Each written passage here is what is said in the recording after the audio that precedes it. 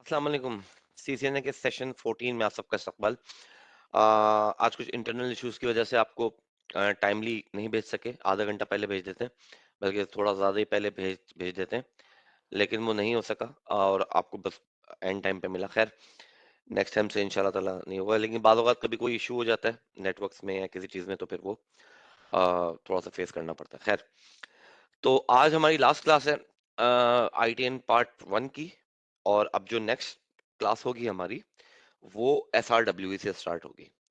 तो मैंने अपनी इस वीक की तमाम क्लासेस में आप लोगों को एग्जाम्स के बारे में बता दिया है, और एग्जाम आप सारे के जितने भी स्टेशंस के जो स्टूडेंट रजिस्टर्ड हैं, उन सब स्टेशंस के इंस्ट्रक्टर्स ने वो एग्जाम आप लोगों के एक्टिवेट कर दिए हैं। कोर्स फीडबैक और फाइनल एग्जाम की बात कर रहा हूँ मैं आपसे। तो पार्ट 1 का एग्जाम आप लोग काइंडली आज रात जैसे 11 लग जाएगी, 12 बजे से स्टार्ट हो जाएगा, और वो ऑनवर्ड फिर ये इतवार तक जो है वो एक्टिवेट रहेगा। तो पहले कोर्स फीडबैक देना है आपने, उसके बाद फिर आपने फाइनल एग्जाम देना है, और उस फाइनल एग्जाम को देके और वो कर लीजिएगा। आपकी 70% 75% आई थिंक सो उससे अबव आती है, तो आपको फाइनल एग्जाम में आपकी परसेंटेज, तो आपको अप्रिसिएशन लेटर भी मिलता है। 70% या 75% से अबव आती है, तो आपको एप्रिसिएशन लेटर भी मिलता है सर्टिफिकेट के साथ साथ। लेकिन ये दोनों चीजें, ये जितनी भी चीजें हैं, ये सर्टिफिकेट हो गया इस पार्ट का या कोई भी के, तो वो मैं अभी नहीं दूंगा, जैसे मैंने आपको पहले बता दिया था। ये मैं आप थर्ड पार्ट कंप्लीट होने के बाद दूंगा। वजह क्या है कि जो लोग रह जाते हैं एग्जाम देने से, वो जब दे लेते हैं तो फिर हम कोर्स एंड करके फिर उसकी आपकी ग्रेडिंग करते हैं, तो फिर आपका सर्टिफिकेट जनरेट होता है। तो ये अभी आ रहा होगा कि ये पेंडिंग में है कोर्स फिलहाल, तो उसके बाद जो है फिर ये चलता रहेगा। मतलब आप इसके कंटेंट वगैरह पढ़ सकते हैं, एग्जाम कोई नहीं दे सकते, और वो जो है फिर आप आराम से जब आखिर में थर्ड पार्ट हो जाएगा, तो फिर तीनों के सर्टिफिकेट आपको इंडिविजुअली ईमेल कर दिए जाएंगे, और जिस जिसके अप्रिसिएशन लेटर होंगे वो उसके साथ उसको ईमेल कर दिए जाएंगे। राइट। तो ये एक छोटी सी एक्टिविटी थी जो कि मैंने आप लोगों को बतानी थी। अब आज का जो लास्ट लेक्चर है इस पार्ट का आईटीएन का, वो हम आज अभी स्टार्ट कर लेते हैं। छोटा सा चैप्टर, ज्यादा बड़ा नहीं है, क्लास भी आज ज्यादा लंबी नहीं होगी, और एक छोटी सी चीज है सिक्योरिटी के पॉइंट ऑफ व्यू से कल के कि, तो वो आप लोगों को करके बतानी थी पैकेट ट्रेसर पे, तो उसको एंड में इंशाल्लाह ताला देख देख लेंगे। तो अपने लेक्चर का बाकायदा स्टार्ट लेते हैं।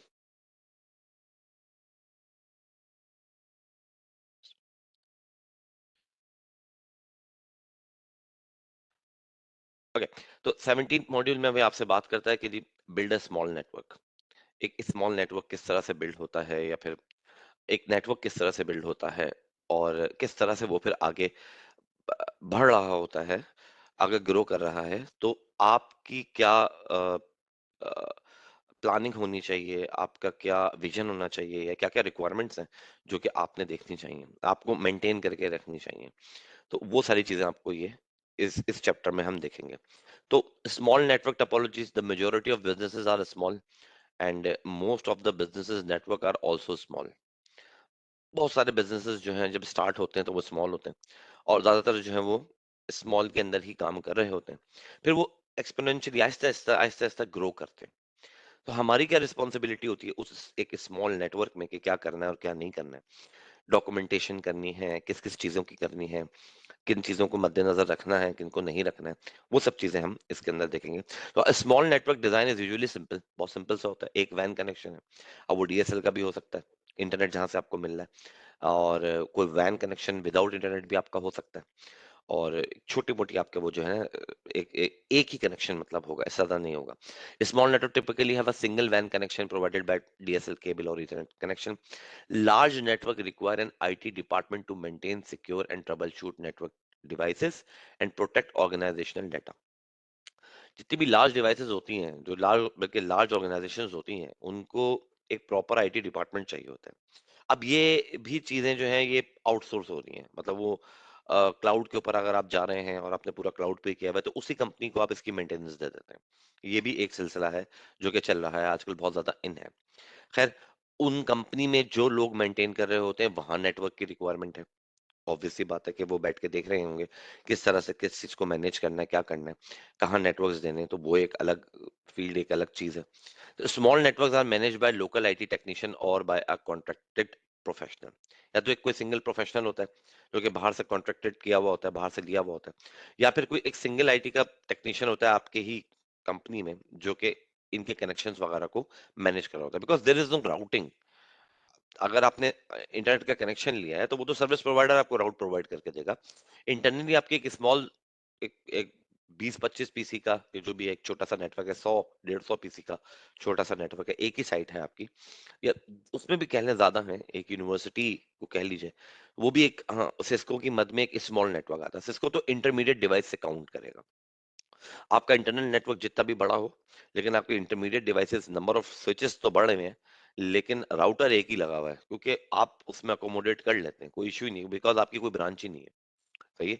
तो आप उसी से तमाम वैन करते हैं, आपका एरिया बड़ा है कंपनी का, और उसमें जो है नंबर ऑफ यूजर्स ज्यादा हैं, तो उसमें इंटरनल L2 की तो बहुत सारी टेक्नोलॉजीज आ जाएंगी, मगर जो वैन की टेक्नोलॉजीज होती हैं या जो राउटिंग है, वहां वो नहीं आती। जाहिर सी बात है, एक ही कंपनी, बस उसी ने इंटरनेट की तरफ जाना है, कोई ब्रांच ऑफिस नहीं है।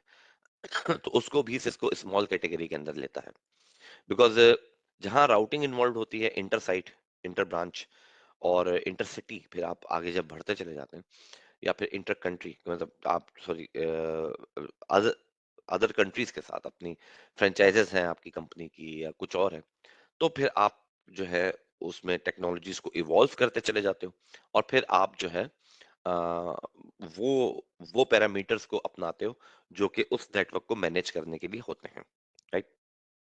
सो like large network, small network require planning and design to meet user requirement. हर नेटवर्क में एक यूजर रिक्वायरमेंट को मीट करने के लिए कुछ आपको प्लानिंग और डिजाइनिंग करनी पड़ती है।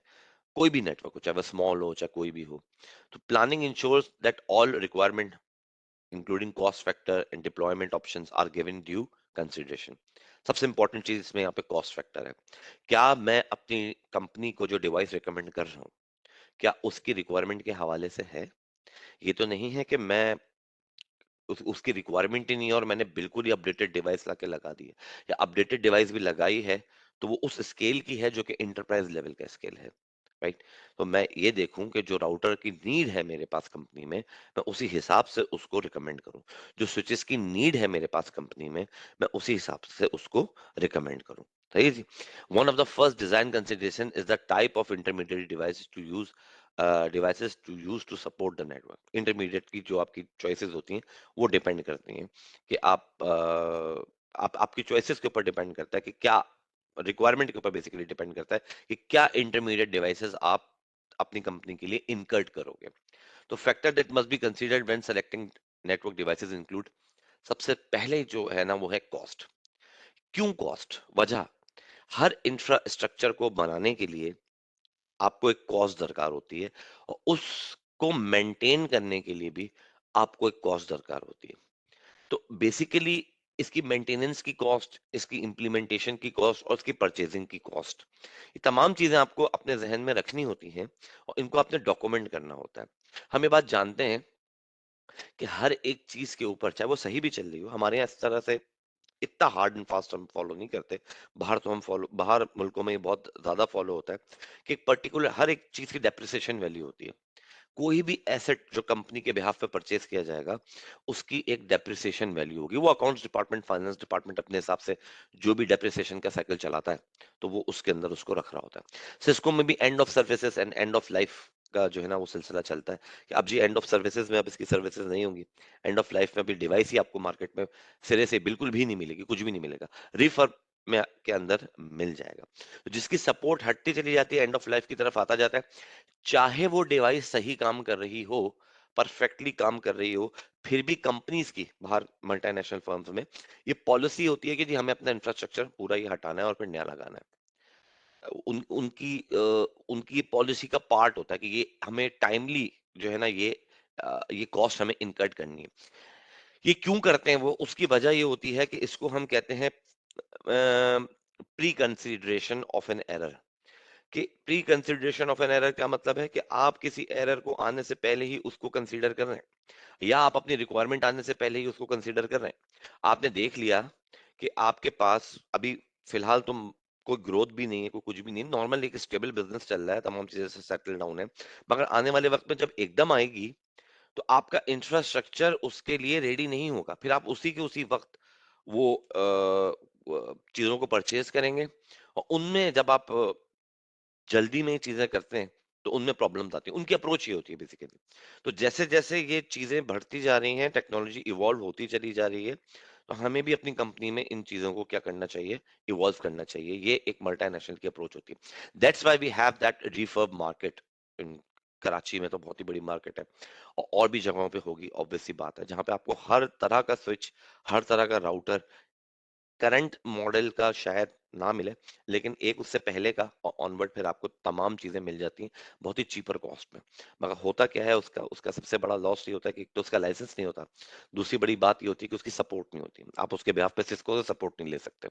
आपको जो खुद करना है आप कर लें, जैसे आपको करना है उसको मैनेज आप कर लें, कन्फिगर कर लें, जो भी कुछ करना है कर लें, मगर आप उसको सिस्को से या किसी और जगह से उसकी सपोर्ट नहीं ले सकते। अब जैसे व्यू को आप ले लें, तो वर्चुअल यूनिवर्सिटी पाकिस्तान की पॉलिसी है कि जो भी चीज ली जाएगी वो नहीं ली जाएगी, वो रिफर्ब नहीं आएगी।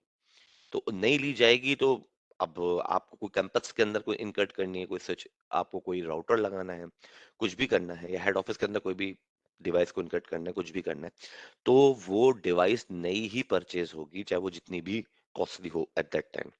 उसको हम रिफर्ब नहीं ले सकते, चाहे उससे बहुत लेसर रिक्वायरमेंट में हमारा काम हो जाए, मगर इस वक्त करंट मार्केट के हवाले से जो भी चीज मिल रही होगी हम वही लेंगे। तो ये बात कंपनीज की हमारे पास क्या होती है, कुछ पॉलिसीज होती हैं, उसी के हिसाब से हम लेके चल रहे होते हैं। चैट में okay, good morning. Okay, so speed and types of port interface, भाई आपकी आपके डाटा की रिक्वायरमेंट, आपकी रिक्वायरमेंट क्या है यूजर की, कितनी स्पीड और टाइप पे वो सेटिस्फाई हो जाएगा, गिग के ऊपर हो जाएगा, रिक्वायरमेंट क्या है। यूजर की सेटिस्फेक्शन तो डिपेंड करता है कि वो सोच क्या रहा है। अब वो यूट्यूब चला रहा है, वो फेसबुक चला रहा है, वो कुछ और चीजें देख रहा है और उसके हिसाब से आपको रिक्वायरमेंट बताया नहीं, तो आपको देखना है कि कंपनी की जितने भी एसोसिएटेड सॉफ्टवेयर हैं या जो भी कुछ उस कंपनी के अंदर चलना है, तो उसके हिसाब से आपका नेटवर्क की पोर्ट्स कितनी रिक्वायर है, वो कितना डेटाबेस जो है सिंक होने में लेगा, कितनी पोर्ट्स, कितना बैंडविड्थ लेगा, क्या चीज लेगा। इंटरनल बैंडविड्थ की बात कर रहा हूँ, पोर्ट बैंडविड्थ की, इंटरफेसेस की जो बैंडविड्थ होती है, गिग में लेगा, 10 गिग में लेगा, क्या लेगा, यूजर को कितना देना है, ये कितना यूटिलाइज करता है। तो अभी आगे चल के हम पढ़ेंगे, एक बेस लाइन बनाते हैं हम नेटवर्क की, और उस बेस लाइन के मुख्तलिफ मेजरमेंट के कुछ हम मैनुअली भी उसको कर सकते हैं और बहुत सारे टूल्स भी आते हैं, सोलार विंड के अपने टूल्स आते हैं, नेटवर्क मॉनिटरिंग टूल्स बहुत सारे आते हैं जो कि आपकी बेस लाइन को मेंटेन कर रहे होते हैं। तीसरी चीज है मेरे पास एक्सपेंडेबिलिटी, एक्सपेंडेबिलिटी स्केलेबिलिटी, यानी कि ये कितना ज्यादा एक्सपेंड होगा। आज के हिसाब से तो ये है, आज 100 यूजर हैं, कितने टाइम के बाद ये 200 हो जाएंगे या 150 हो जाएंगे या 500 चले जाएंगे। तो ये एक आपको कंपनी के हिसाब से कुछ एक एक सॉफ्ट पोर्शन रखना पड़ता है कि जी एग्जैक्ट, जिसको स्केलेबिलिटी में हम पढ़ते थे कि एग्जैक्टली जो आपकी रिक्वायरमेंट है उसी के ऊपर अपनी डिवाइसेस को टाई अप ना करें। आपको कुछ पोर्ट्स, कुछ चीजें वैकेंट छोड़नी पड़ती हैं ताकि आने वाले वक्त में अगर आपको कोई डिवाइस इनकर्ट करनी पड़े तो आपका एग्जिस्टिंग जो टोपोलॉजी है वो डिस्टर्ब ना हो। एग्जिस्टिंग टोपोलॉजी को डिस्टर्ब किए बगैर आप कोई नई चीज को इनकर्ट करते हैं, कोई नई डिवाइस को अपनी सक्सेसफुली अपनी नई डिवाइस को आप लगा लेते हैं, दैट्स व्हाट वी कॉल्ड एक्सपेंडेबिलिटी, यानी कि आपकी कि जो आपने नेटवर्क डिजाइन किया है उसके अंदर स्केलेबिलिटी का ऑप्शन मौजूद है। तो एक्सपेंडेबिलिटी को भी हमने मेजर रखना चाहिए कि हम ताकि उसको प्रॉपरली स्केलेबल कर सकें, राइट। तो operating system features and services, आपके कौन कौन से ऑपरेटिंग सिस्टम इसके ऊपर रन होंगे और कौन कौन सी डेटाबेस रन होंगी, कौन सी एप्लीकेशन सर्वर आप लगाएंगे, कौन सा रिपोर्टिंग सर्वर लगाएंगे। ये कंपनीज में कुछ एक सर्वर्स होते हैं जो कि गिनती के होते हैं, लाजमी चलने एक्टिव डायरेक्टरी का server, database server, backup file server जिसे हम कहते हैं, और जनाब Ali application server. Application SAP की भी हो सकती है, एप्लीकेशन माइक्रोसॉफ्ट डायनामिक्स की भी हो सकती है, एप्लीकेशन कोई इन हाउस बिल्ड भी हो सकती है जो सॉफ्टवेयर आपने बनवाया है, and there are lots of thing. Oracle BI की भी हो सकती है, डिपेंड्स अपॉन आप क्या क्या कर रहे हैं। तो ये आपके पास जो है एप्लीकेशन सर्वर हो गया। इसी का एक रिपोर्टिंग सर्वर होगा। रिपोर्टिंग सर्वर बड़ी कंपनीज में अलग होता है, जहां से रिपोर्ट्स जनरेट होती हैं, राइट। इसी का डेटाबेस मैंने बता दिया, इसी की डेटाबेस होगी जिससे रिपोर्टिंग सर्वर डेटाबेस से डाटा फेच करके आपको रिपोर्ट्स जनरेट कर करके देगा। एप्लीकेशन वो है जहां यूजर आएगा, यूजर इंटरेक्ट करेगा लॉगिन के लिए, और वो सिंक होता है आपके एलडैप के थ्रू आपकी एक्टिव डायरेक्टरी से, या आपने अगर रेडियस सर्वर बनाया हुआ है तो उसके थ्रू आप उसको कराते हैं, सिंक करा देते हो। खैर, तो वो ये वो सर्वर्स की पूरी हायरार्की होती है जिसके थ्रू आप लोग लेके चलो। अब मेरे पे डिपेंड करता है, मैं प्रिंट सर्वर भी बना सकता हूँ, कोई मैं लूँ और उसको प्रिंट सर्वर बना दूँ।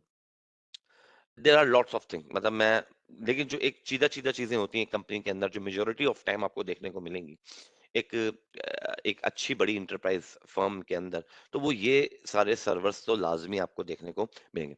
हाँ, कुछ साइट यहाँ पर होता है, रिमोट सर्वर्स भी होते हैं, आपको रिमोटली अपने कुछ क्लाइंट्स को यहाँ पे लाके लॉग इन कराना है, राइट? तो उनके लिए आप अलग से एक रिमोट डेस्कटॉप सर्वर बनाते हैं प्रॉपर, कि वो उसी मशीन पे लैंड होंगे और वहीं से फिर वो आगे फॉरवर्ड होंगे, ताकि उनकी एक्टिविटी को आप प्रॉपरली जो है वो मॉनिटर कर सकें। तो आप उनका लैंडिंग पॉइंट एक ही रखते हो, चाहे वो दुनिया में से कहीं आ रहे हो या पाकिस्तान की किसी भी ब्रांच से आ रहे हो। जैसे मेरा एक्सपीरियंस मैं आपको बताऊं कि लास्ट टाइम जो मैं कम नेटवर्क को, लास्टली आज से 3 साल पहले जो मैं नेटवर्क मैनेज कर रहा था, 17 कंपनीज थी वो। अब उनके लोग आके वहां पे हेड ऑफिस पे लैंड होते थे और फिर वो मुख्तलिफ चीजों को यूटिलाइज करते थे हेड ऑफिस से। इंटरनेट भी हेड ऑफिस से ही बेसिकली हम चला रहे थे, मतलब वहीं से मैनेज करते थे। इंडिविजुअल साइट्स के ऊपर कोई इंटरनेट नहीं था, जो पॉलिसी लगनी है वो हेड ऑफिस पे लगेगी, ग्रुप सबके बने हुए थे और तमाम चीजें। सो अब कोई किसी अ, एक साइड से आ रहा है, कोई किसी साइड से आ रहा है, अब उसको जाना तो किसी मतलब जो भी यूटिलाइज करना है यहाँ हेड ऑफिस में आते हुए उसने सर्वर को, कि किसी चीज को एक्सेस करना है, हम बेटर या सेंट्रलाइज मॉनिटरिंग के लिए हमने उनका landing point remote access users का एक रखा हुआ था, यानी कि एक सर्वर से मुराद है कि एक रैक के ऊपर हमने मल्टीपल सर्वर्स लगा दिए थे, उसके ऊपर फिर हम उन्हें लैंड कराते थे। तो ये कंपनी टू कंपनी वेरी करता है, there are lots of types of server you have to deal with, और ये बेसिकली सिस्टम का पार्ट होता है, सिस्टम साइड वाले देख रहे होते हैं, आपका काम होता है इसको कनेक्टिविटी प्रोवाइड करना। Some time they said that कि बाहर से यूजर आ रहा है, ये तो आप इसको फाइबर ऑप्टिक का कनेक्शन दे, तो आप एसएफपी पोर्ट लगाएंगे, सर्वर के अंदर गुंजाइश है नहीं है, एंड देन फिर उसको फाइबर का कनेक्शन प्रोवाइड करके देंगे। आपका काम या आपके टेक्नीशियन का काम है कि उसको ये चीजें प्रोवाइड, कनेक्टिविटी प्रोवाइड करके देना। सिस्टम साइड में वो कैसे रिमोट से आ रहा है, क्या आ रहा है, ये सिस्टम साइड वालों का काम होता है। बाज औकात आपको ही ये दोनों काम देखने पड़ते हैं, तो आपके पास फिर एमसीएससी की भी इंफॉर्मेशन होनी चाहिए। सीसीएन है तो इंटरनल नेटवर्क्स को देख रहा है, कनेक्टिविटी को, राइट? और ये भी एक बड़ा मसला होता है कि सॉफ्टवेयर वाले कभी भी कोई एरर या कुछ रिपोर्ट करते हैं, तो वो कहते हैं जी हाँ, वो उठा के अपना नजला आराम से नेटवर्क वालों पे गिरा देते हैं कि जी कनेक्टिविटी नहीं हो रही थी। अब आप पिंग करेंगे तो आपके पास जो इंफ्रास्ट्रक्चर वाले हैं उनके पास सबसे बेस्ट यूटिलिटी है पिंग, कि भाई यहाँ राउटर से या इधर स्विच से या इस मशीन से जिससे बात करने की बात कर रहे हैं, इससे देखिए मेरी तो कनेक्टिविटी स्टेब्लिश है ping.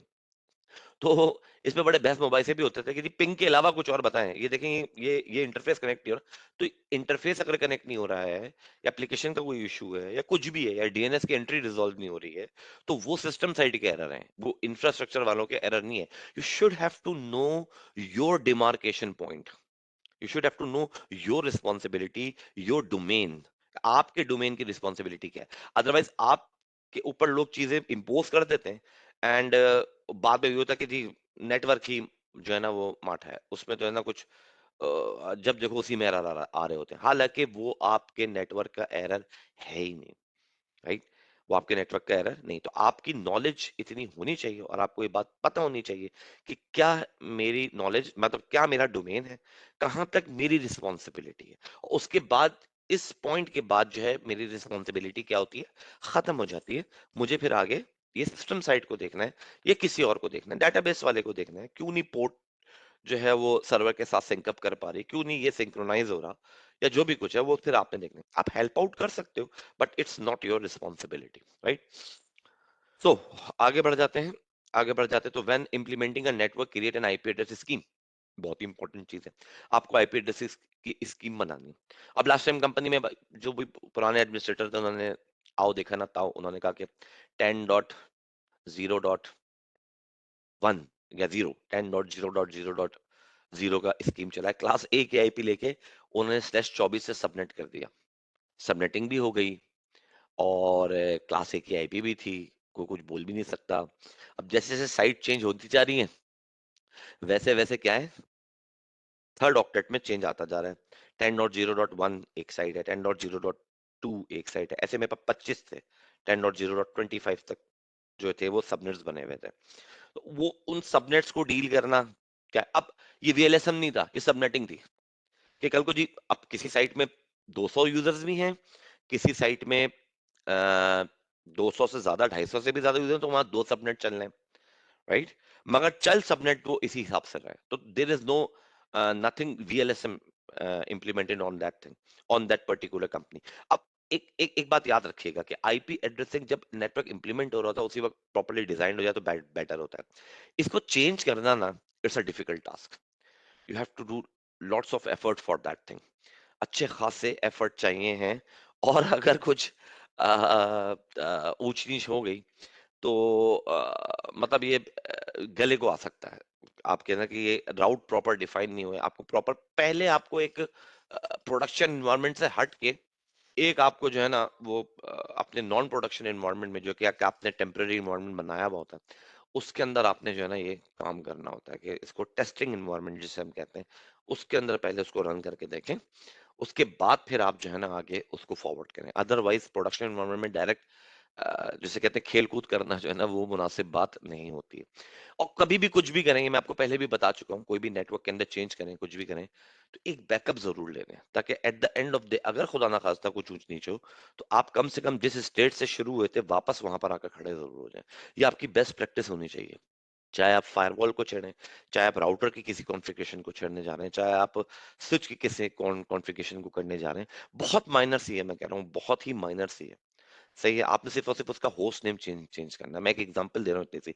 Just take a backup, just take a backup, you don't know what happens next. आपको नहीं पता कि आगे होने क्या वाला है। एक रीस्टार्ट से क्या कुछ हो जाता है, यू नेवर नो। ये प्रैक्टिकल फील्ड में आपको पता लगेगा।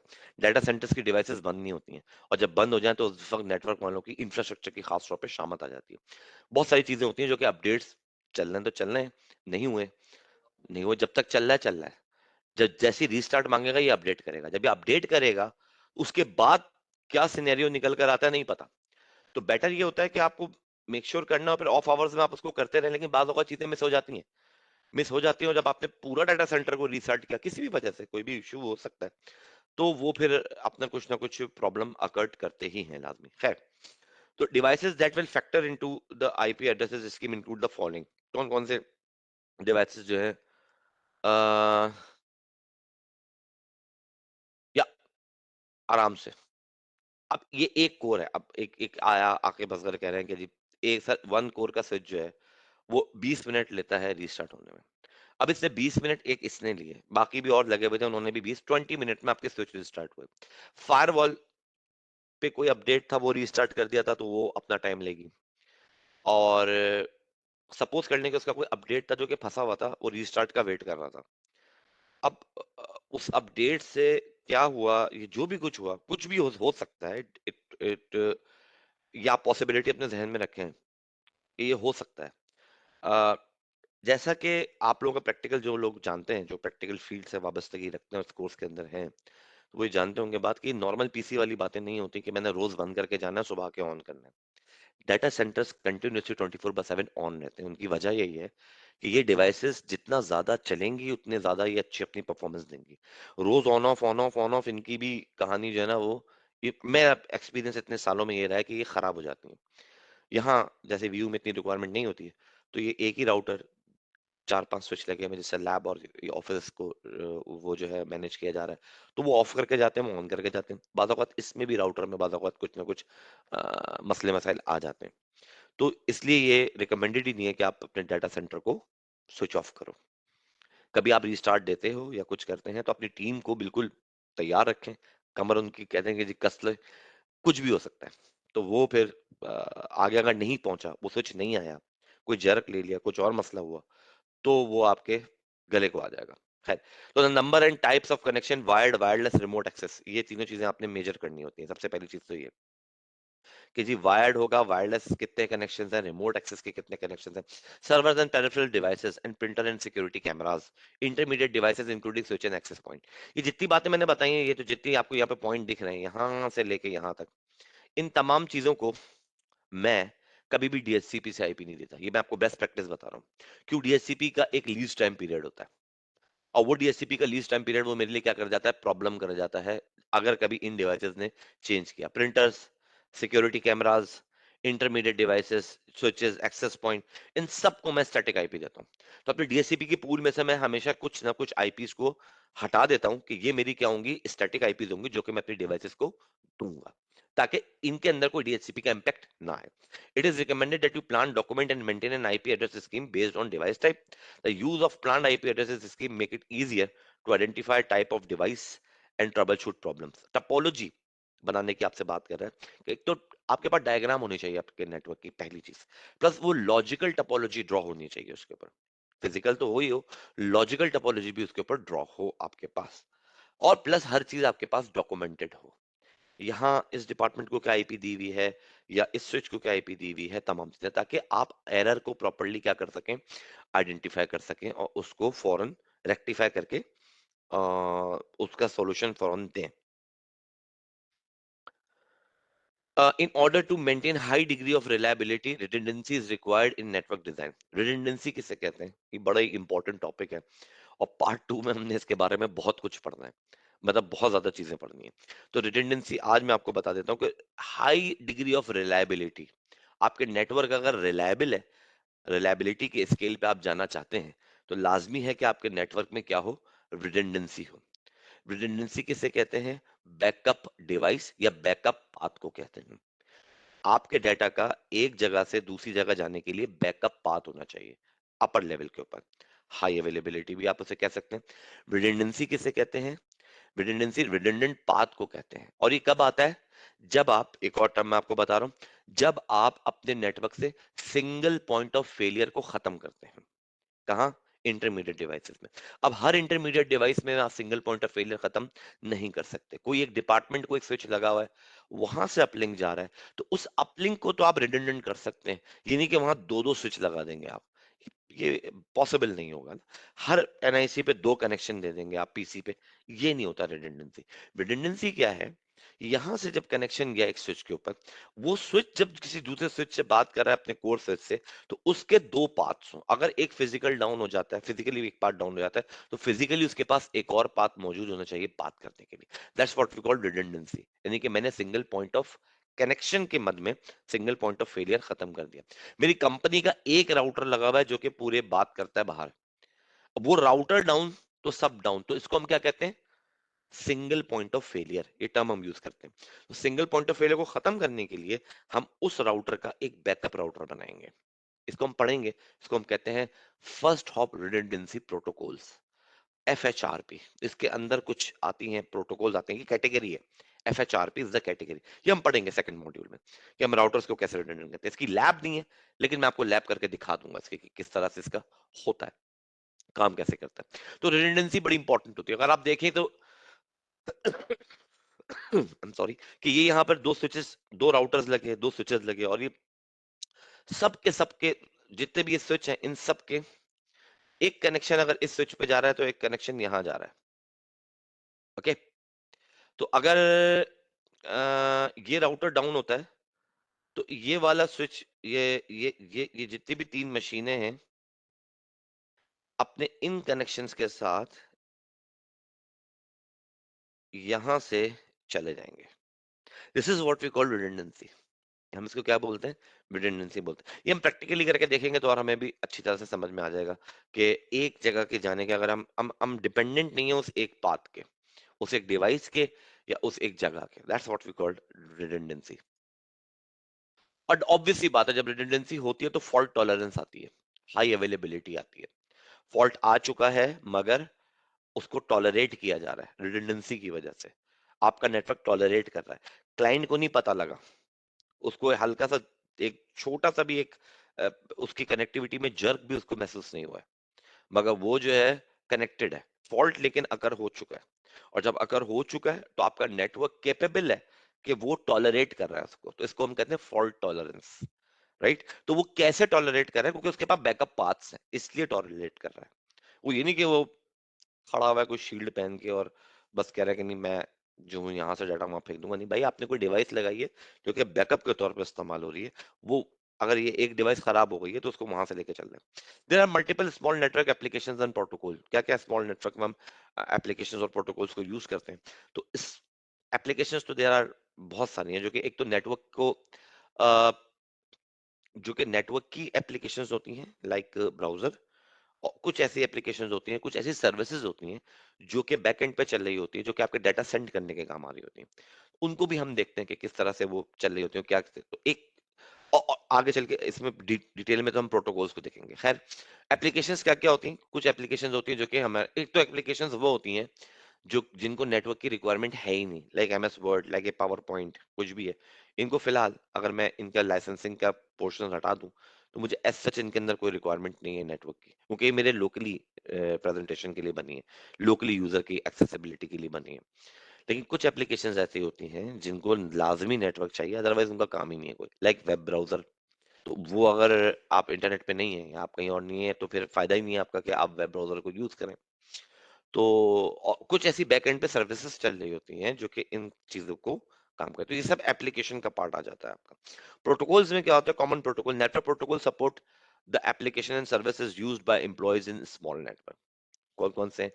SSH telnet, HTTP, HTTPS, SMTP, IMAP, POP3, FTP, SFTP, DHCP बहुत ही ज्यादा इंपॉर्टेंट, डीएनएस और उससे ज्यादा इंपॉर्टेंट।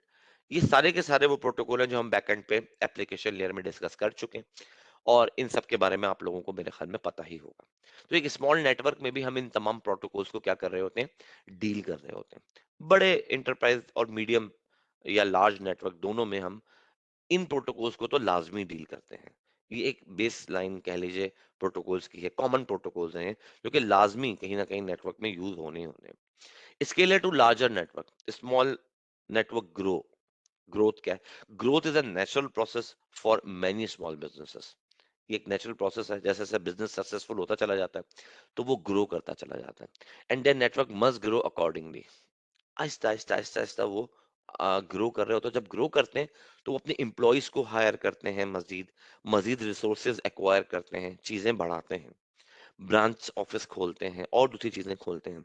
तो ideally the network administrator has enough lead time to make intelligent decision about growing the network in alignment with the growth of the company। उसके पास enough time होता है इस चीज को देखने के लिए कि ग्रो कर रही है किस डायरेक्शन में कर रही है, किस तरह से लेके चल रही है कंपनी, कैसे ये ग्रो चल रही है आगे।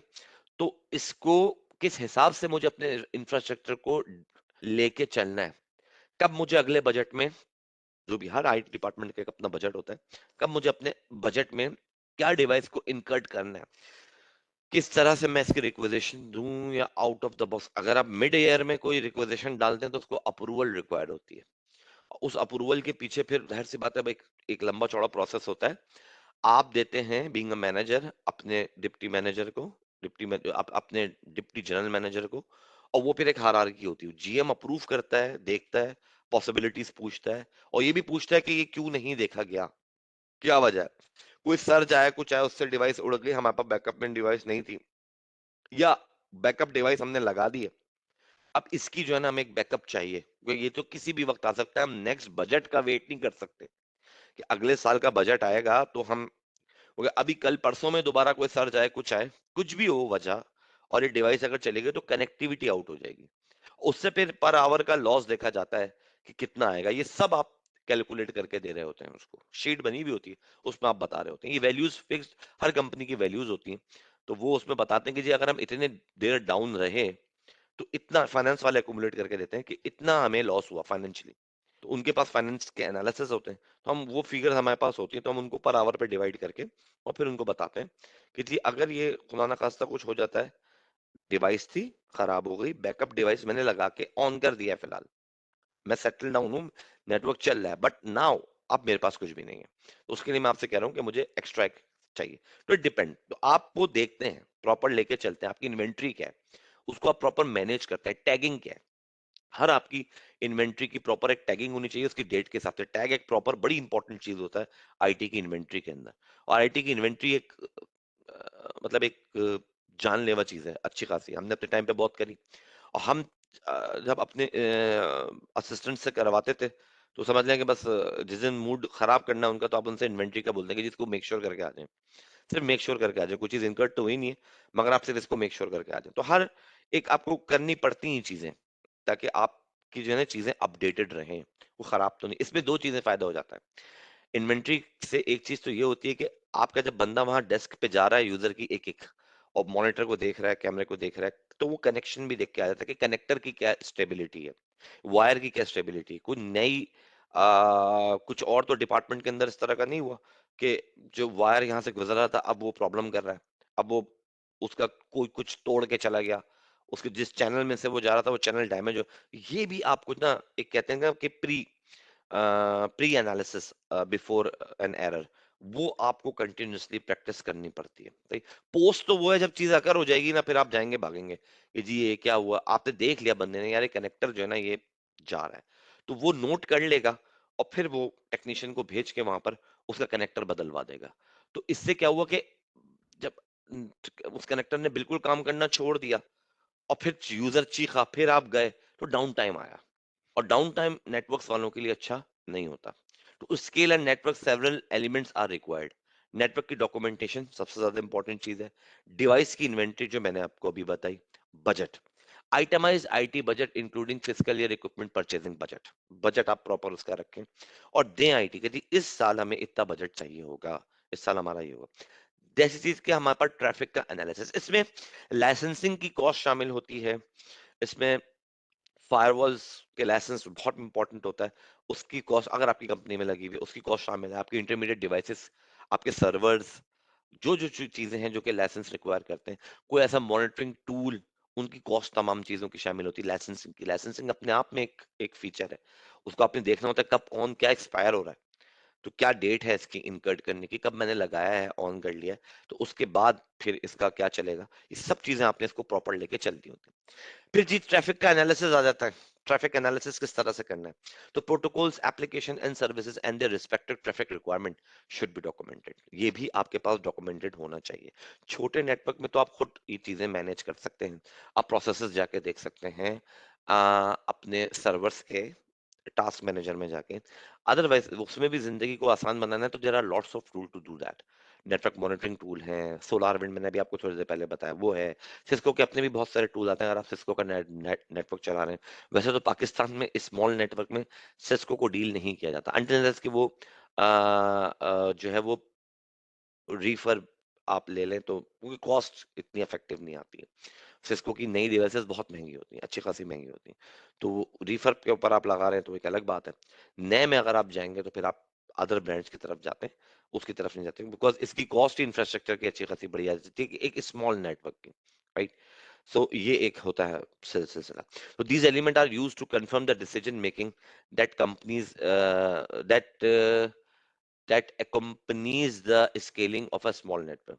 अगेन ये वो चीजें हैं जिनको आप एक्म्पॉय करते हैं एक नेटवर्क को स्केल करने के लिए, स्मॉल नेटवर्क को इंप्लीमेंट करने के लिए, स्केल करने के लिए भी। दूसरी इंपॉर्टेंट चीज एक चीज ये है भी है, ये मैं आपको अपना एक्सपीरियंस बता रहा हूँ, जब भी आप कभी लें कोई स्विच लेने जा रहे हैं तो आपको पता होना चाहिए कि आपके जो नेटवर्क की पीओई की डिवाइसेस हैं, पावर ओवर इथरनेट की डिवाइसेस हैं, वो कितने वोल्ट पे काम काम करती हैं। हर डिवाइस का अपना एक अलग वोल्ट होता है।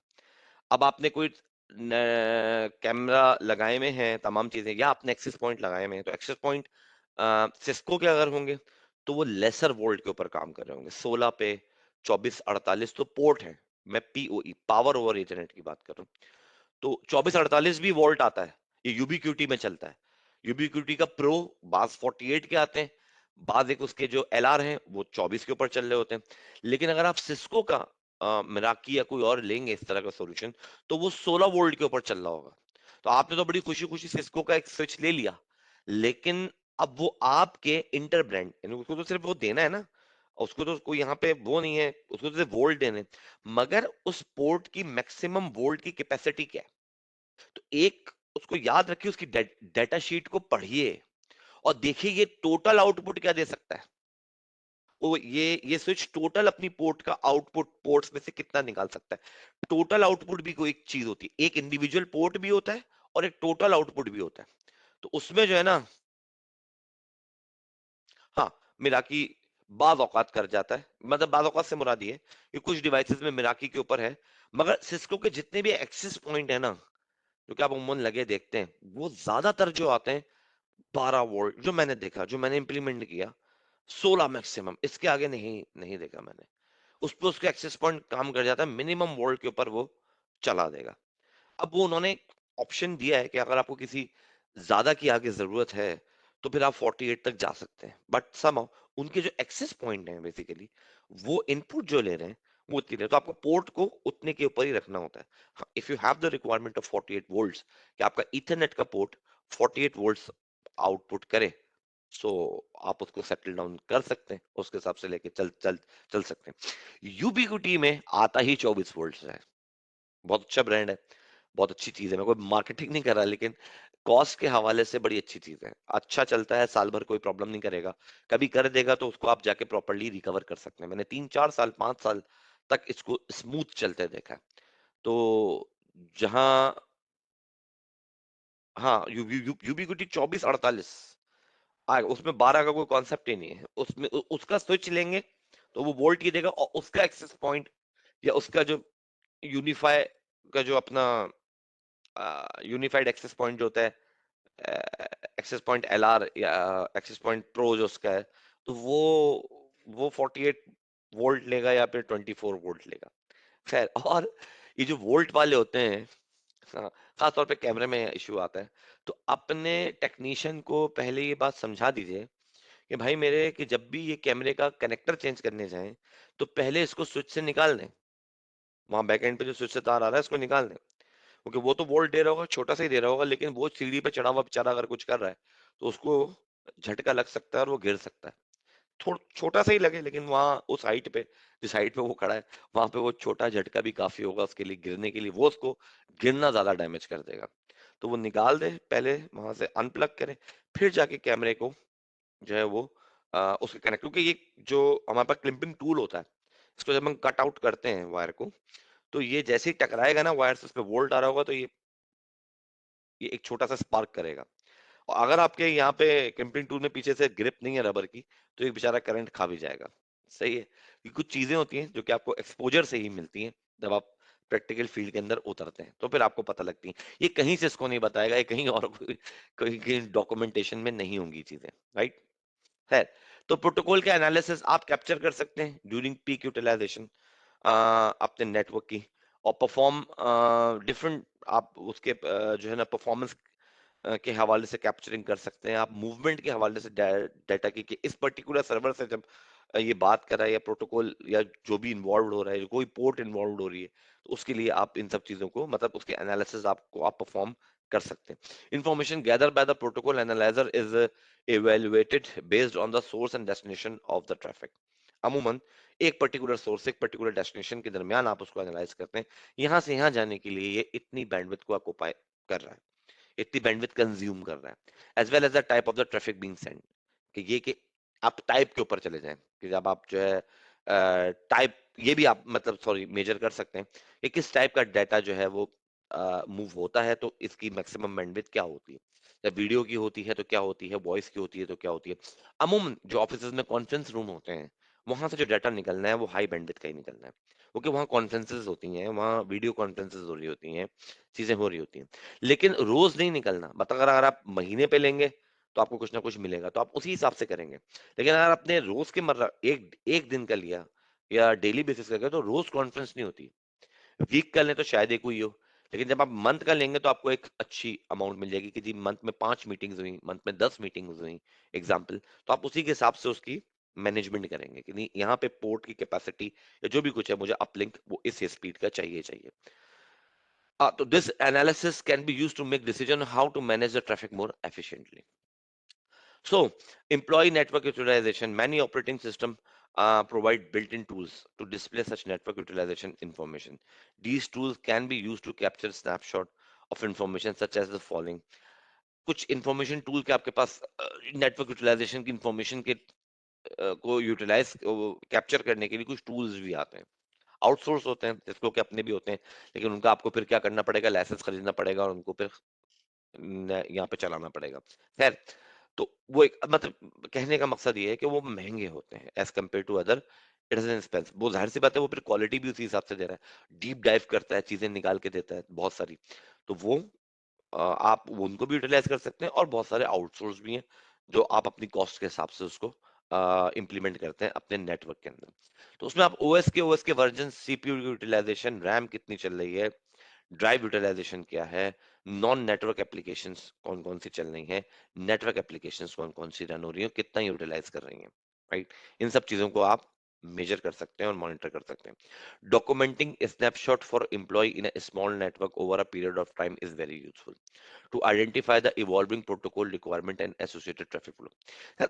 सम टाइम ना एक सिट्रिक सर्वर होता है, किसी यूजर की एक्टिविटी को आपको प्रॉब्लम हो रही है, तो सिट्रिक सर्वर लगाया, उसमें हार्ड डिस्क बड़ी लगती है टेराबाइट की, और उसको आप तो एडमिनिस्ट्रेटर हैं, आप जाके वहां पे उसको इंस्टॉल कर दें ऑफ आवर्स में, या जो भी है उसका रिमोट लेके कि जब भी बंद करो 2 मिनट के लिए, मुझे कुछ काम है आपके पीसी के ऊपर, और उसका आप कर दें रिमोट, तो वो तो कुछ नहीं देख पाएगा अपनी ट्रे के अंदर कि क्या रिमोट हुआ है क्या नहीं। वो सिट्रिक्स का टूल होता है, वो आप लगा दें तो उसका पूरा डेस्कटॉप मॉनिटर कर सकते हैं आप।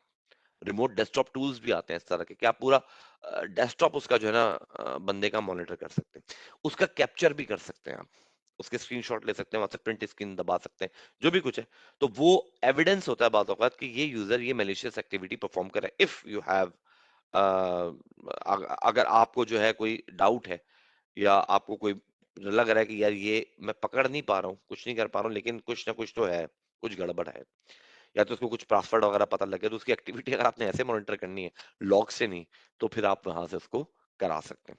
क्योंकि बाज आपके हायर अप्स को लॉग समझ में नहीं आते, आपको तो समझ में आ गए, उनको समझ में नहीं आते, तो आपको उनको ये ग्राफिकल करके बताना पड़ता है कि भाई ये देखें ये कर रहा है, तो ये फिर आपको ये टूल्स उसमें काम आते हैं। But obviously they are log, तो एक एंट्री है, नोटपैड की फाइल में एक एंट्री हो जाती है, लेकिन जो कि वो होते हैं ना, जो ग्राफिकल होते हैं, उनको एक स्पेस चाहिए होती है।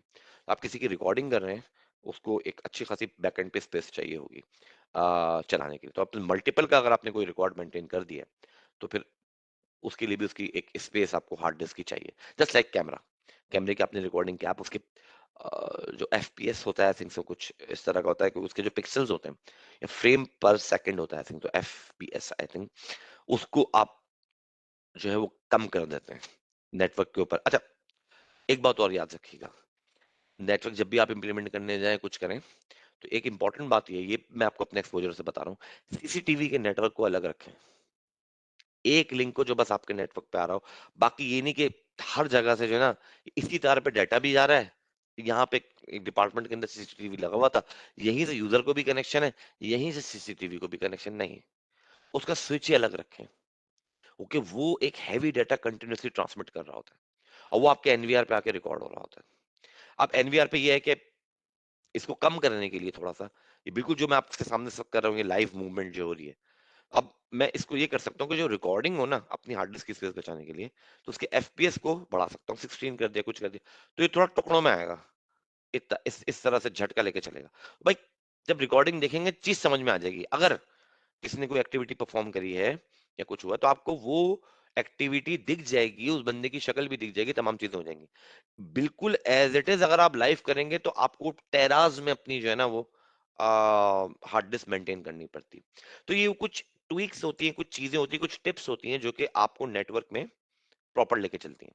मतलब एक ही कंपनी का अलग एक बंदा है जो कि वो कह रहा है कि नहीं यार, मैंने तो अपनी कंपनी में 65 70 100 150 कैमरे लगाए हुए हैं, और उन सबको मैं यहाँ पे मैनेज करता हूँ, और उसमें ये है कि मेरे पास तो इतने टेरा का एनवीआर अब मुझे लगाने पड़ रहे हैं जगह जगह पे, वो तो यार ठीक ठाक हार्ड डिस्क भी थे, एज कम्पेयर टू आप जो है वो कम बजट में कम काम करके दे सकते हैं। तो उसमें क्या चीज है कि आप अगर उसका इंफ्रास्ट्रक्चर इंप्लीमेंट करें तो फाइबर पे करें, बेस्ट होगा, ताकि ये जो है ना निकल जाए। कॉपर पे बाज़ औक़ात थोड़े से एरर फेस करने पड़ते हैं, तो फाइबर के ऊपर इसका बैकएंड रखें और इसको अलग रखें।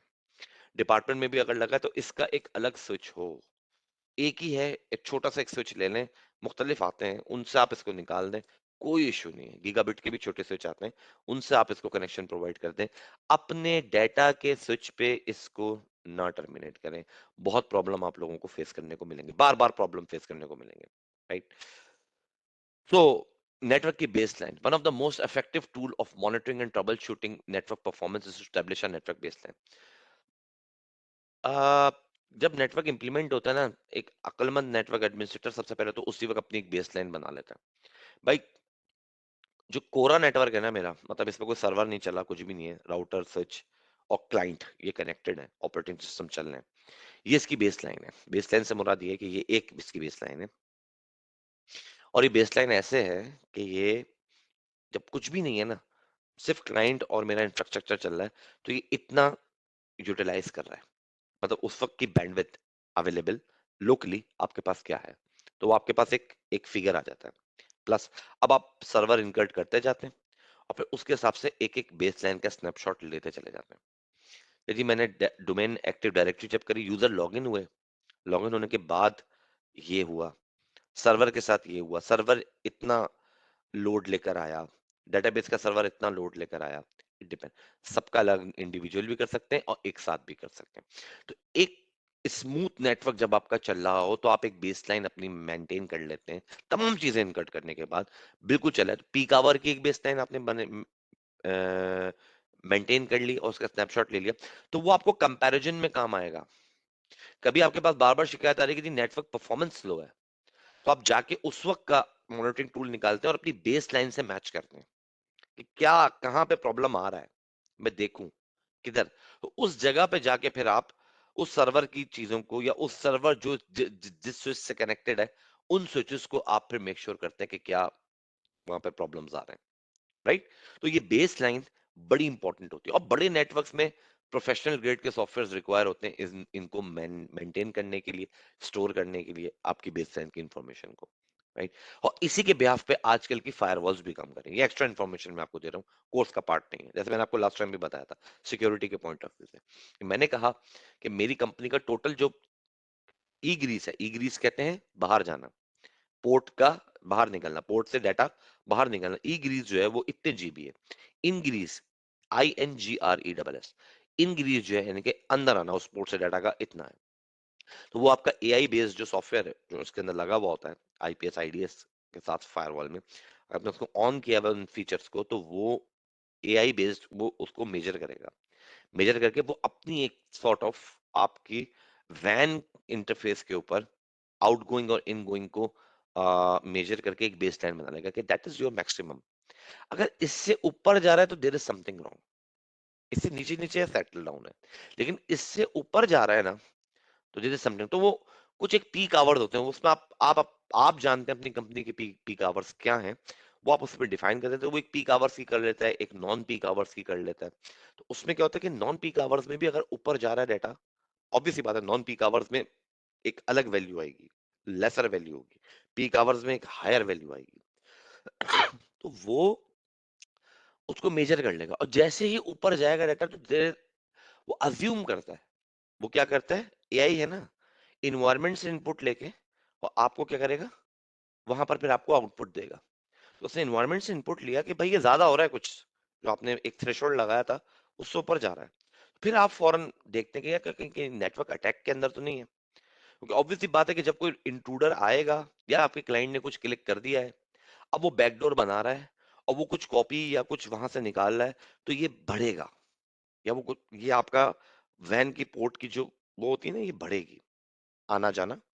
तो आप एकदम वो खुद डिसीजन लेके और उसको डिस्कनेक्ट करने की कोशिश करता है और बहुत सारी चीजें ऐसी, फिर वो आगे के फीचर्स अलग हैं तो वो अपने तौर पे उनको काम में लेकर आता है और खत्म करते हैं। ये हमारे पास जो है ना एक बेसलाइन का काम होता है। ट्रबल शूटिंग मेथोडोलॉजीज, तो भाई ट्रबल शूटिंग मेथोडोलॉजीज में ये चीज तो आप रट लें। सबसे पहले चीज क्या है कि आइडेंटिफाई अ प्रॉब्लम।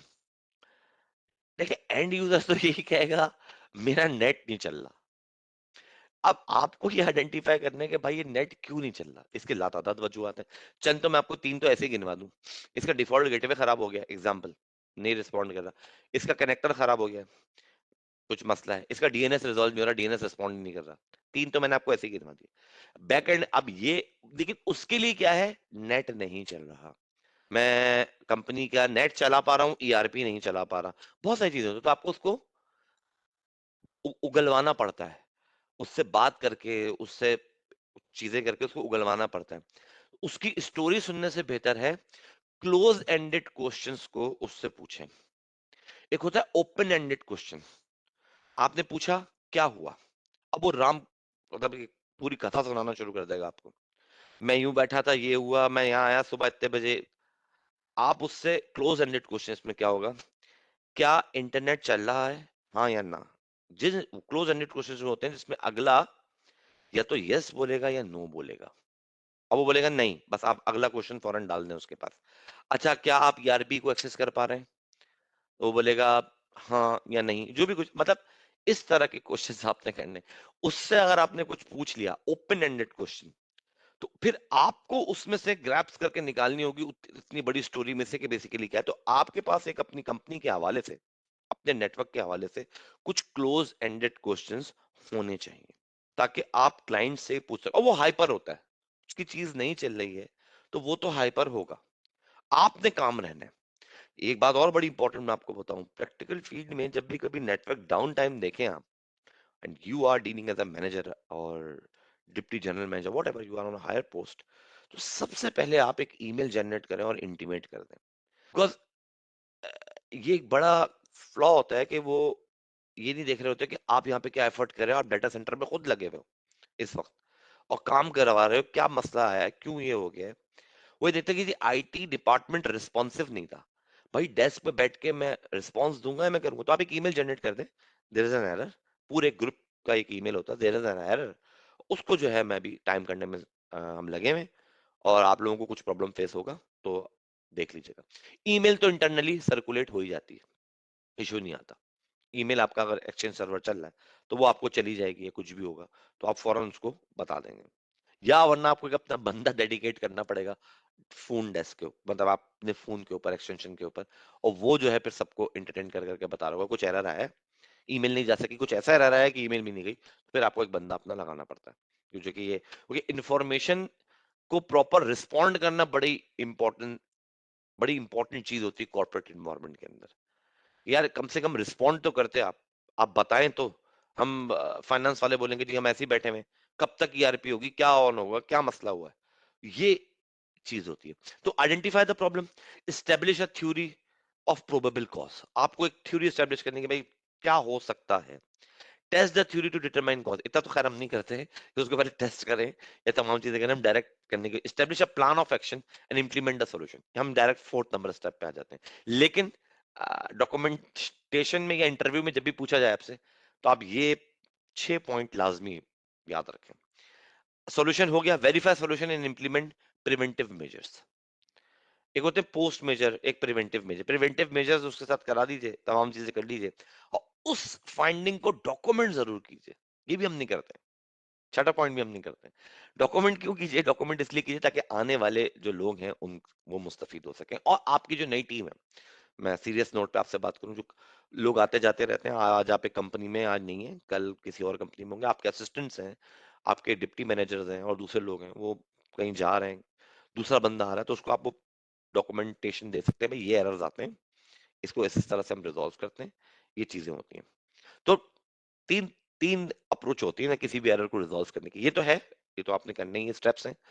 एक तो होती है बॉटम टू टॉप, सबसे ज्यादा यही होती है, बॉटम टू टॉप आप जाते हैं, आप क्लाइंट के पास बैठते हैं और फिर आप टॉप तक जाते हैं, जहां तक गेटवे को हिट करेंगे, ये स्विच को हिट करेंगे, उसके जो भी है उसका फ्लो देखेंगे कहाँ जा रहा है। ये मैं top to bottom to top जा रहा हूँ। एक है कि जी मैंने कहा नहीं, एरर ये नहीं है, एरर कुछ इंफ्रास्ट्रक्चर साइड पे, तो मैं टॉप टू बॉटम आऊंगा। एक ये हो गई। एक तीसरी होती है डिवाइड एंड कॉन्कर। तो डिवाइड एंड कॉन्कर के लिए हमेशा ये कहा जाता है कि आप अगर एक्सपीरियंस नहीं है तो आप कभी भी इस अप्रोच को ना करें। आप ये कहते हैं डिवाइड एंड कॉन्कर में, आप कहते हैं ओके ये हो रहा है, यार मेरा एक्सपीरियंस ये कहता है, मुझे इतने साल हो चुके हैं यहाँ पे यार, कि ये वाला राउटर प्रॉब्लम कर रहा होगा, डायरेक्ट जाओ उसको देखो। तो अब आप ना टॉप बॉटम टू टॉप गए ना, आप टॉप टू बॉटम आए, दोनों अप्रोचेस आपने छोड़ दी, क्योंकि आपने कहा ये टाइम कंज्यूम करेंगे, लंबा चक्कर है ये। मैं कह रहा हूँ ये वाले राउटर को देखो। अगर वो ये वाला राउटर नहीं है तो उसमें भी ज्यादा टाइम लग रहा है, हिट एंड ट्राई नहीं चलता इसमें। डिवाइड एंड कॉन्कर में आप एरर को डिवाइड कर देते हो और उसके बाद फिर उसका सॉल्यूशन देते हो। इसके लिए लाजमी है इस अप्रोच के लिए कि आपका उस नेटवर्क पे अच्छा खासा एक्सपीरियंस, एक्सपोजर होना चाहिए, तभी आप ये काम करें, right. So resolve and escalate in some situation, बात सिचुएशन ऐसी होती है जिसमें आपको अपने मैनेजर को इन्वॉल्व करना पड़ता है। तो it may be possible to resolve the problem immediately, मतलब ये नॉट पॉसिबल है कि आप फौरन ही उस प्रॉब्लम को रिजॉल्व करते हैं, आपकी ऑथराइजेशन ही नहीं है उतनी, आप उस लेवल तक जा ही नहीं सकते। सपोज नॉक वाले लोग अलग होते हैं। अब मैंने कंप्लेन रिकॉर्ड कराई, उसने लेवल 2 पे एस्केलेट कर दी, ये एरर है। मैं कहा जी राउट प्रॉपर काम नहीं कर रहा है, राउटिंग में कुछ इशू है, मुझे नया राउट आप करा के दें, इसका रिडंडेंट पाथ दें। तो वो नॉक को फॉरवर्ड करेगा, वो कहेगा ओके फाइन, ये अभी तो नहीं, लेकिन मैं रिक्वेस्ट डाल रहा हूँ नॉक को, नॉक जो है इसको देख लेगा भाई।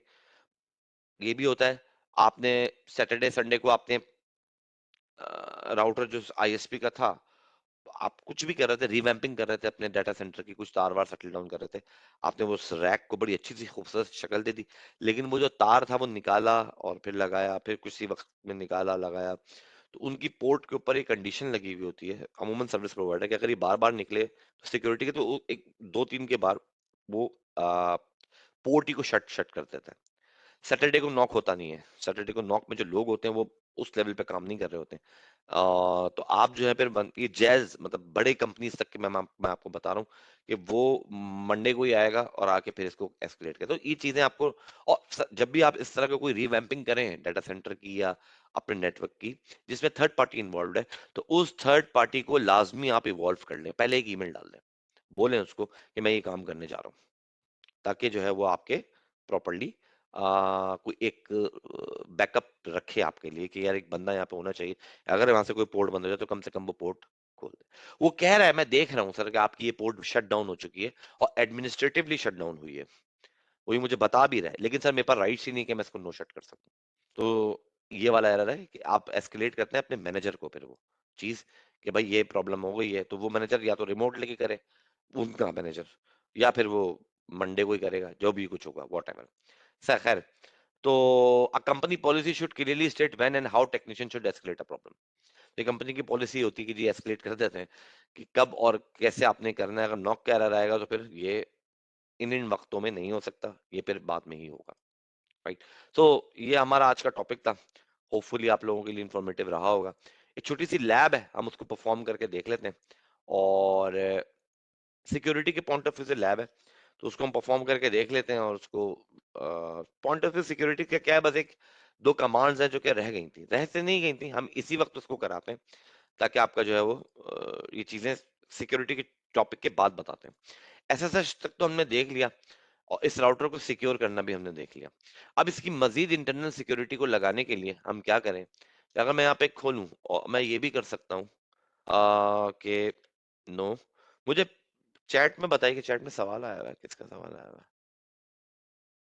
अच्छा उसी वक्त का आया हुआ है, 48 भी होती है बिल्कुल। आप में से किसी किसी ने लैब मैनुअल बनाया है? ये अपने चैट में मुझे बता दीजिएगा कि आप में से किसी ने लैब मैनुअल बनाया है। इनेबल करा मैंने, कॉन्फ्टी करा, मैंने इसका होस्ट नेम चेंज करा VKHI02-R1। ओके, ना मुझे आपको पासवर्ड सेट करना है, कुछ करना है, तो उससे पहले मैं इसको ये कमांड दे सकता हूँ कि सिक्योरिटी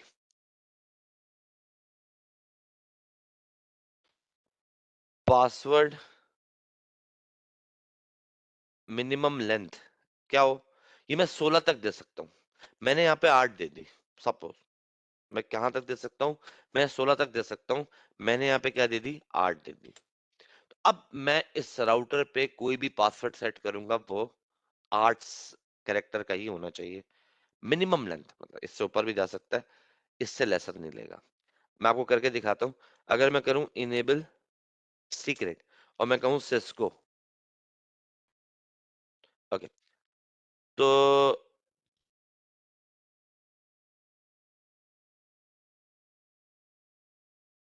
इसने मुझे बोला password too short, must be at least 8 character, password not configured. तो इसने कहा कि ये पासवर्ड बहुत शॉर्ट है, मस्ट बी 8 कैरेक्टर का होना चाहिए, क्योंकि मैंने यहाँ पे मिनिमम पासवर्ड की लेंथ रख दी। इससे पहले ये ले लेता था, अब ये नहीं लेगा, क्योंकि मैंने इसको यहाँ पे अगर ये सेट कर दिया, तो मैं अपना इनेबल सीक्रेट अगर यहाँ पे रख दूं,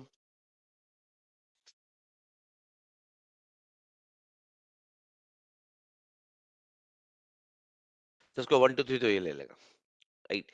एक और चीज होती है जिसको हम कहते हैं कि लॉगिन जो भी हो हमारा, उसको क्या करोगे तुम उसको लॉगिन ब्लॉक फॉर 120 लिखा मैंने, अटेम्प्ट्स हो 3, विद इन आधा कर दिया 60 सेकंड के अंदर अंदर, और भी कम कर सकते हैं। कमांड को समझिएगा।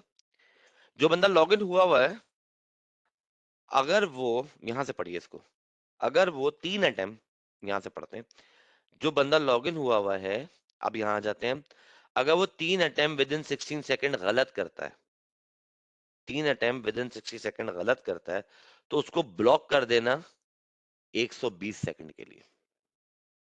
3 अटेम्प्ट विद इन 60 सेकेंड गलत करता है, तो उसको ब्लॉक कर देना, किसके लिए, उसको ब्लॉक कर देना। हम इसको 60 नहीं करते, हम इसको 10 कर लें, ताकि हमारा, ओहो, ये इसमें नहीं चलता, हम इसको कर लेते हैं 10 कर, 10 सेकंड के अंदर अंदर अगर किसी ने, 15 कर देते हैं, बहुत कम हो जाएगा, 15 सेकंड के अंदर अंदर किसी ने अगर 3 अटेम्प्ट गलत करी ना, लॉग इन ब्लॉक फॉर 120, तो उसको 120 मिनट के लिए क्या क्या करना, यानी कि 2 मिनट के लिए उसको ब्लॉक फॉर कर देना। ये मैंने चला दी। दूसरा, मैं ये भी बोल सकता हूँ कि मैं ये पासवर्ड सेट करता था लाइन console 0, और यहाँ पे मैं पासवर्ड देता था। अब मैं यहाँ पे पासवर्ड दूंगा सिस्को, ये नहीं लेगा, ये अब ये चीखना शुरू हो जाएगा।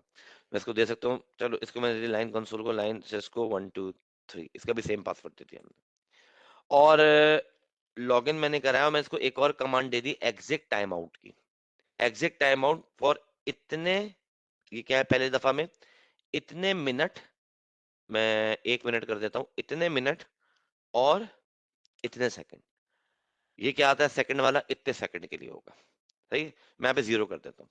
तो 1 मिनट एग्जिट टाइम, अगर 1 मिनट तक मैं आइडल रहूं, एग्जिट टाइम आउट कर दे मुझे, मतलब मुझे फिर वापस ये पासवर्ड अटेम्प्ट करने के लिए छोड़ दे, राइट? तो ये बात, कुछ चीजें थी। लाइन वीटीवाई में भी आप चला के देख सकते हैं, और चीजों को इस तरह से मैनेज करके देख सकते हैं। लाइन वीटीवाई के अंदर भी ये चल जाएगा। तो मैं भी यहाँ से अगर एग्जिट कर जाऊं, और यहाँ से भी मैं एग्जिट कर जाऊं, तो मैं भी तो खैर वो हो गया, कन्फिगर हो गया हूँ। अब मैं यहाँ पे करता हूँ कि मैं 1 मिनट आगे बढ़ा दूं, 5:49 आगे बढ़ाया, और मुझे इसने बाहर कर दिया। अब मैं यहाँ आया, और मैंने कहा पासवर्ड, और मैंने कुछ गलत पासवर्ड दिया, Cisco Cisco Cisco, user access verification Cisco 1 2 3। Okay, तो वो जो एग्जिट टाइम आउट है, जो लॉग इन ब्लॉक फॉर है, वो मेरे वीटीवाई के ऊपर लगेगा ज्यादा बेटर। जब मैं वीटीवाई के थ्रू आऊंगा, तो उसको जो है वो करेगा। अभी हम खैर वीटीवाई को कॉन्फ़िगर नहीं कर रहे हैं, और उसको हम फिर देख लेंगे किसी और उसमें। तो ये एक छोटी सी चीजें थी जो कि हमने आज के टॉपिक में देखनी थी। जैसे जैसे अब हम आगे बढ़ते जाएंगे, हमारे शायद लेक्चर का टाइम थोड़ा सा श्रिंक होता जाए, मतलब अब शायद 1 घंटा हो जाए, या फिर 1 घंटे से थोड़ा सा ज्यादा, थोड़ा सा ज्यादा, ज्यादा नहीं, अभी तक तो 12 से ऊपर जा रहे थे, तो अब वो शायद थोड़ा सा श्रिंक होता चला जाएगा, क्योंकि जैसे जैसे टेक्नोलॉजी आती चली जाएगी, इवॉल्व होती जाएगी, तो उसकी लैब कर ली, उसका प्रैक्टिकल करके देख लिया, तो फिर वो सेटल डाउन हो जाएगा। तो आज के लेक्चर के हवाले से आप लोगों की कोई भी क्यूरी है, कोई चीज़ है, तो आप लोग मुझसे पूछ सकते हैं। मैंने एक सवाल पूछा था आप लोगों से कि भाई आप में से किसी ने लैब मैनुअल बनाया है? अगर किसी ने नहीं बनाया तो नो कह के कह दें, कोई मसले की बात नहीं है, मैं खुद दे दूंगा आप लोगों को लैब मैनुअल अब तक की लैब का। उसमें कुछ इतना कर लीजिएगा, कम से कम कुछ मिस हो तो वो एडिट करके मुझे वापस भेज दीजिएगा, कोई बात नहीं। उफरा ने नहीं बनाया सर, लैब की हुई है, लैब तो की हुई है, मैनुअल है कोई? हाँ, मैनुअल भी तो होना चाहिए, नहीं होना चाहिए भाई? ये अभी थोड़ा सा आगे बढ़ेंगे ना, वो पिछली चीजें भूलना शुरू हो जाएंगे, तो ये चीजें रिमेम्बर रखनी है आपने, लाजमी। तो उनके लिए कोई एक मैनुअल भी तो होना चाहिए, क्योंकि लाजमी बोल दिया जाता है, नहीं ये तो कराया ही नहीं, तो भाई फिर वीडियो बैठ के देखो लंबा चौड़ा, इतने ज्यादा, तो उसको देखो तो वो एक लंबा चक्कर रहता है। तो एक मैनुअल बना लें, तो आपके लिए भी बेटर होगा कि ये काम करने हैं मैंने, और बस इसको जो है ना वो लेके चलना है।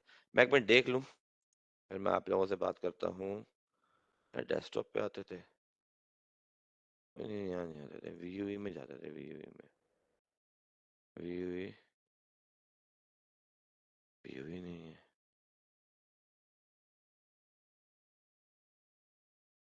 वो खुद दूंगा इंशाल्लाह ताला, मैं खुद ही प्रोवाइड कर दूंगा इंशाल्लाह ताला ना, कुछ जो होगा।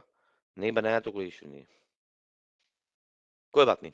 तो आज के लेक्चर के हवाले से कोई सवाल, कोई चीज तो आप लोग मुझसे पूछ सकते हैं।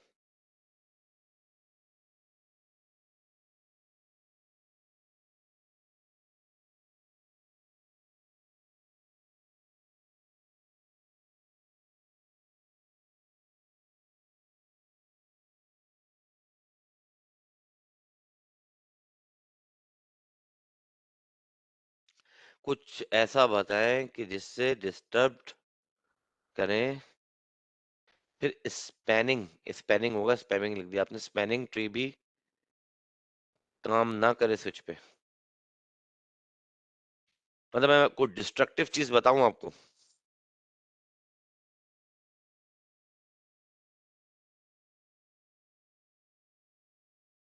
वाह यार, क्या बात है, बहुत अच्छे। मेरी नौकरी आप मेरी नौकरी के पीछे पड़े हुए, मैंने क्या बिगाड़ा है आपका यार? कल को आप वो काम करेंगे और ये रेफरेंस कहीं चला गया कि ये इन्होंने ये सिखा रहे हैं अब समझ रहे हैं कि क्या होगा। ये रिकॉर्डिंग है भाई, डिस्ट्रक्शन ना करें, सीधे सीखें कि उन डिस्ट्रक्शंस को कैसे रोकना है। स्पेलिंग ट्री का टॉपिक आएगा तो उसमें हम आपको बताएंगे कि कैसे उस चीज को रोकना है, क्या करना है, उसको अवॉइड कैसे कर सकते हैं, कोई एरर, कोई किसी चीज को। ठीक है ना? तो no, voice over IP part नहीं है सीसीएनए का, सिर्फ वॉइस ओवर आईपी। वॉइस का शायद अलग सीसीएनए हो रहा है। नो, नो, इनमें से कोई भी चीज नहीं है। वॉइस का वीलन बनाना एक बता देते हैं कि यार वीलन एक बनता है, बस वॉइस का डाटा यहाँ से निकलने। पूरा वॉइस का तो एक अलग ही, उसका अलग ही था सीसीएनए, अलग ही है बल्कि अभी भी सीसीएनए।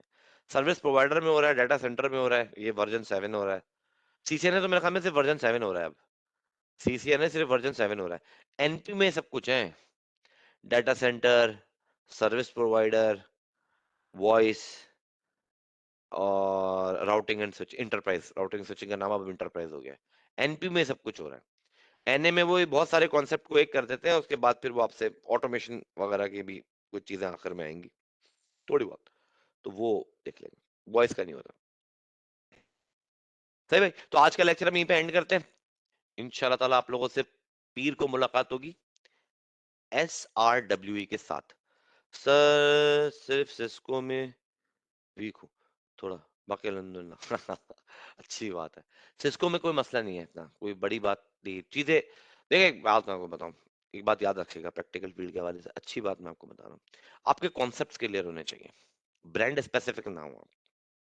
आपको अगर ये पता है ये काम ऐसे होना है, you are the king. Command, उसके मैनुअल, तमाम चीजें नेट पे हर चीज अवेलेबल है, खुद से दी हुई है उन्होंने, खुद से। आपको ये पता होना चाहिए ये एरर इस वक्त आया है, या ये टास्क परफॉर्म करना है, इसके लिए स्टेप 1 क्या होगा, स्टेप 2 क्या होगा, स्टेप 3 क्या होगा। If you know that, you are the king, you are the king of this field. तो अपने बेस कॉन्सेप्ट अगर आपके स्ट्रांग हो गए एक बार, तो आपको कोई ब्रांड या कोई भी चीज नहीं रोक सकती। आप आज सोफोस पे काम कर रहे हैं, कल किसी कंपनी में फोर्टिनेट आ जाएगा, फोर्टिनेट से हटेंगे, परसों में पालो अल्टो आ गया, किसी और गए तो वहां पे पीएफ सेंस चल रहा है, फिर सिस्को के ऐसे पे काम करना पड़ रहा है। आपको ये पता होना चाहिए यार ये इनबाउंड है या आउटबाउंड है। फायरवॉल, राउटिंग, आज जुनिपर पे आ गया काम, आपको पता है यार एचपी के अरोबा स्विचेस पे काम पड़ रहा है आपका। है वीलैन बनते हैं भाई, वीलैन जो है ना लेयर 2 का ट्रैफिक रोकेगा, ये पता है आपको, तो आप किंग है यार, आपको पता है ना वील। अब आपने नेट पे 2 मिनट में देखा यार वीलैन इस पे किस तरह से बनाते हैं अरोबा पे, कॉस को आपने रेक्टिफाई कर लिया ना कि इसके इसका सोल्यूशन ही यही है।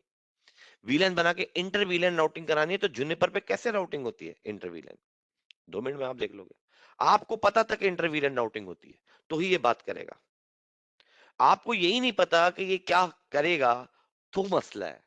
लेकिन अगर आपको रूट कॉज और उसका सॉल्यूशन पता है, तो वेंडर आपके लिए प्रॉब्लमेटिक नहीं रहता। तो अपने इंटरव्यू में भी आप ये बड़े उससे कह सकते हैं, sir there are lots of devices, lots of vendor in the field right now, and it's not possible to work on each and every vendor. ये पॉसिबल ही नहीं है आपका। अभी जब आपका एक्सपोजर कम है, तो जब बढ़ जाता है तो जाहिर सी बात है, फिर तो आप बोलते हैं कि जी मैं इस पे भी काम किया, बस पे भी काम किया। आप, मेरा कॉन्सेप्ट्स क्लियर है, आप मेरे कॉन्सेप्ट्स को देखें, चीजों को देखें। मैंने सीखा सिस्को पे, एग्जांपल दे रहा हूँ, लेकिन मैं ये काम जानता हूँ तो मैं अरोबा पे भी कर लूँगा, उधर भी कर लूँगा, क्या इश्यू है? And they want that answer basically. They want to know that how eager you are to learn. Companies basically ये चाहती हैं कि आपके अंदर लर्निंग कैपेबिलिटी कितनी है। से सीखे हुए हैं, सब कुछ है, लेकिन आप क्या नए एनवायरनमेंट में कंफर्टेबल होंगे सीखने में, इसमें वो सुनना चाहते हैं आपसे। आपने बोला अच्छा अभी बताएं अरोबा पे जूनिपर के स्विच पे किस तरह से बनेगा वीलन। आपने कहा मैं ऐसे जूनिपर पे काम नहीं किया, बट अब आप दो अप्रोचेस होती हैं। आपने कहा नहीं सर मुझे नहीं आता, क्या क्या आप चुप बैठ गए। एक होता sir I know that how to handle this, अभी तक काम नहीं किया है, बट इफ अगर मैं गुड लर्नर हूँ आपके एनवायरनमेंट में आऊंगा तो मैं हार्डली मुझे चंद आवर्स लगेंगे इसको ग्रैप करने में, बिकॉज मैं core concepts are clear. Clear होती बात।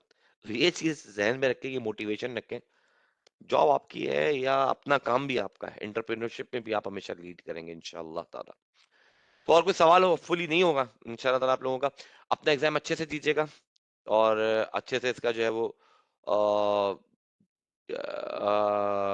तैयारी करके दीजिएगा।